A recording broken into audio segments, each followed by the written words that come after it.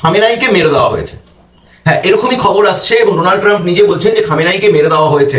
এবং কিছুক্ষণ আগে ইরানিয়ান মিডিয়া খামেনাইয়ের মেয়ে, খামেনাইয়ের জামাই এরাও কিন্তু স্বীকার করে নিয়েছে যে হ্যাঁ, তাকে মেরে দেওয়া হয়েছে। কোথায় মেরে দেওয়া হয়েছে? যে তেহরানে খামেনাইয়ের যে অফিস ছিল সেখানে ইউএস এ জয়েন্ট অপারেশন করে সেখানে তাকে মেরে দেওয়া হয়েছে। এবং ইউএস বলছে এটা উৎসব পালন হবে।